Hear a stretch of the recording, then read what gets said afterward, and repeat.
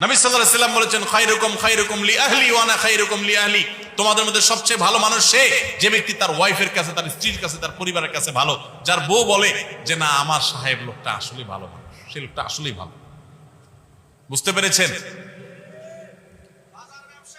আবার অনেক মহিলা যদি এটা শুনে বলে যে ঠিক আছে, আমি ভালো বললে তুমি আল্লাহর কাছে ভালো হবা চান্দু, তাহলে শাড়ি একটা পিছে দুইটা না দিলে তো আমি ভালো বলবো না।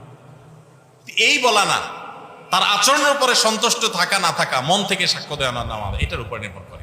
একইভাবে পুরুষরা অনেকে নির্যাতিত। তো এই তুমি চিন্তা করবে তার বহু ভালো গুণ আছে, ইউনিক সাইড আছে যেটা অন্য কারণ নাই। এটা মানুষও নেই যাকে আল্লাহ তাআলা কোনো ভালো গুণ দিয়ে তৈরি করেন নাই। কোনো না কোনো ভালো গুণ অবশ্যই তার মধ্যে আছে। ওই ভালো গুণগুলো যদি তুমি চিন্তা করো তাহলে তোমার মনটা ভালো হয়ে যাবে। সবসময় নেগেটিভ চিন্তা করবো না, পজিটিভ চিন্তা করব। আর কিচ্ছু না হোক, আপনার স্ত্রী আপনার চরিত্র হেফাজত করছেন, আপনাকে গুনাহ থেকে রক্ষা করতে সহযোগিতা করছেন, এই একটা কারণে আপনি তার প্রতি কৃতজ্ঞতা সারা জীবন আদায় করা উচিত। আম্মা জান আয়েশা রাদিয়াল্লাহু তাআলা আনহা বয়স একটু কম ছিল, আপনারা জানেন, হাদিস শরীফে উঠে এসেছে ওনার বয়স একটু কম ছিল। অতটা ভারত্ব বয়স হলে যেরকম আসলে তো এই বয়সে থাকে না, স্বাভাবিক। তো উনি মাঝে মধ্যে ওই যে আটার খামিরা করে যে রুটি বানাবার জন্য, এগুলো করে অনেক সময় খোলা রেখে চলে যেতেন। তো গৃহস্থলী যে সমস্ত আছে মুরগি বা ছাগল, এগুলো অনেক সময় সেগুলোতে মুখ দিত, খেত।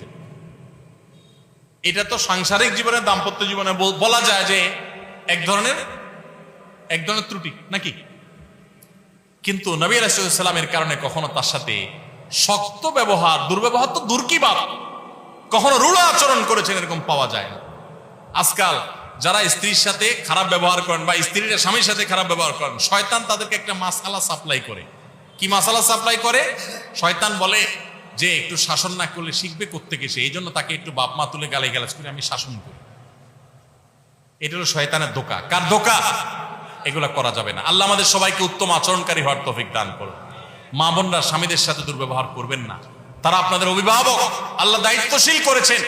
আপনার বুঝে না আসলে একটু সবর করেন, সহনশীল হন, শ্রদ্ধা করতে শিখেন, তর্ক করবেন। অনেক মেয়েরা আছে কথায় কথায় তর্ক, একটা বললে তিনটার সাথে সাথে রিপ্লাই, আছে না নেই?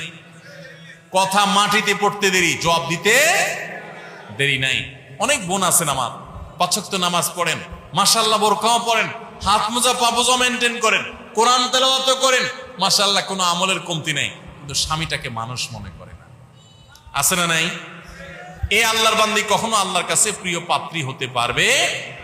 ঠিক একইভাবে কোন স্বামী যত ইবাদত গুজার হোক, আলেম হোক, দিনদার হোক, দাড়িয়ালা হোক, টুপিয়ালা হোক, নামাজি হোক, কিন্তু তার স্ত্রীকে সে গালিগালাজ করে, খারাপ ব্যবহার করে, কোশ্চিন কালেও সে আল্লাহর খাতায় ভালো মুসলমান হতে পারে? এজন্য ভাই, দাম্পত্য জীবনে পরস্পর প্রতি শ্রদ্ধাশীল হতে হয়, সহনশীল হতে হয়।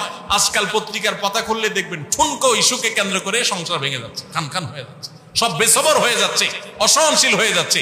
এই যে রমজান মাস গেছে, কি শিখছি আমরা? রমজান আমাদেরকে সহনশীলতা শিখাইছে, সংযম শিখাইছে, আত্মনিয়ন্ত্রণ শিখাইছে, ধৈর্য ধারণ করা শিখাইছে। মনে চাইলেই সবকিছু করা যাবে না, মনে চাইলেই খাওয়া যাবে না, হাত বাড়ানো যাবে না, মুখ দিয়ে